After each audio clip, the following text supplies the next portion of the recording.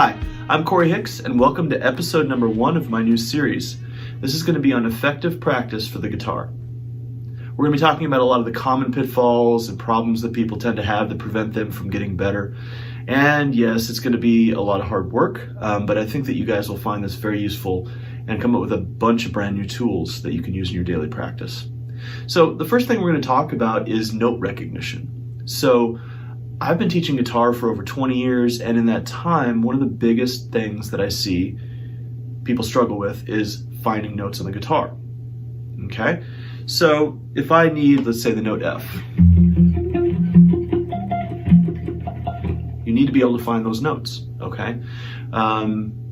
Any octave, any string. So how do we get there?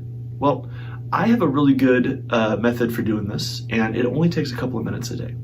So first of all, what I want you to do is you're going to commit to 5 minutes a day of note recognition. And you're going to find within a couple weeks, you're going to be a much better guitar player. You're going to know where things are. And note recognition is more than just finding notes for the purpose of finding notes, right? If I'm playing a blues in the key of B flat and I need to find a B flat triad,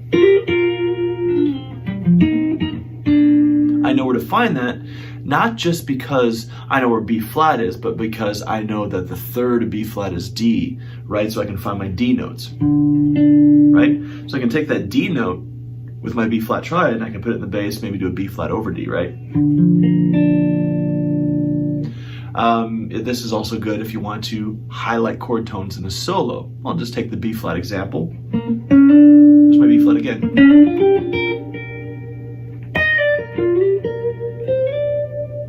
So I'm finding that D note as my major third of that B flat line.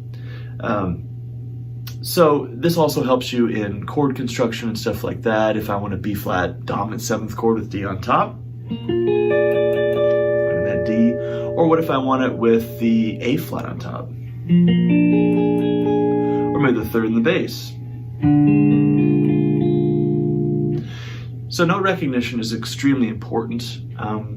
We need to also be able to map the notes out as an interval, like I was just saying, like D is the third, that type of thing. Okay, so how do we practice this? Well, what you're going to be doing is learning something called cycle 4, okay?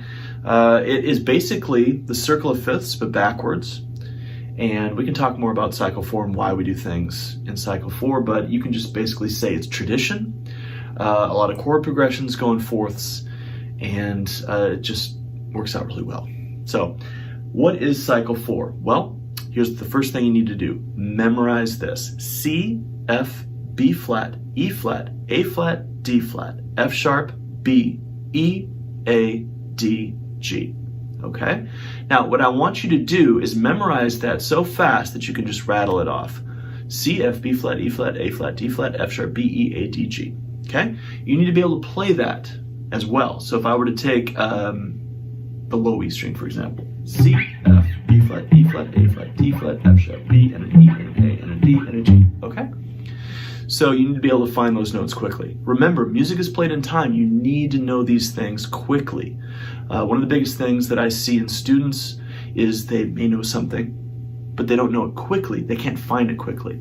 Let's say you had to learn 40 songs for a gig. You know, if you don't want that to take a whole week, 8 hours a day, you have to be able to find things quickly, right? So here I have my metronome, and I'm just going to set it to 120 beats per minute. And what I'm going to do is for cycle 4 in the low E string, I'm going to hit a note on every click. Here it goes. C, F, B flat, E flat, A flat, D flat, F sharp, B, E, A, D, G, C, F, B flat, E flat, A flat, D flat, F sharp, B, E, D, G. You get the idea. And you can move this on to the very next string. The A string, do the same thing. C, F, B flat, E flat, A flat, D flat, F sharp, B, E, A, D, G, C. And keep moving it up. And then write down your metronome settings, okay? You may be starting quite slow with this. That's fine. Just do it for 5 minutes a day, okay? And you're going to move this to all the other strings. And this is going to be every single day. Don't take a day off. Even if you're not going to play guitar that day, you cycle 4 on your strings and find the notes. Now, after you can find the notes and play them pretty quickly with cycle 4, you're going to want to start putting these in other places. So as I showed earlier in this video, when I did the F, you can use something called W pattern, where I am going to do from an F to the next F, which is 2 frets and 2 strings.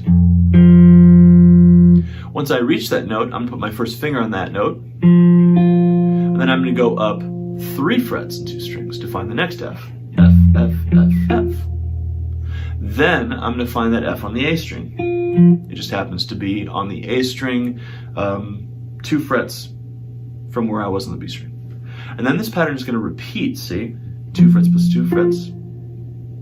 Or 2 frets plus 2 strings, sorry. And then I'm going to do 3 frets plus 2 strings. And once I get to the top, with this F, I can pull this back down. And now I'm going to go up to the next octave. It repeats. Little tip there, I don't say that this is the 13th fret, it's the 1st fret. I've been doing that since I was a kid. It's a lot easier if I want to play a little lick.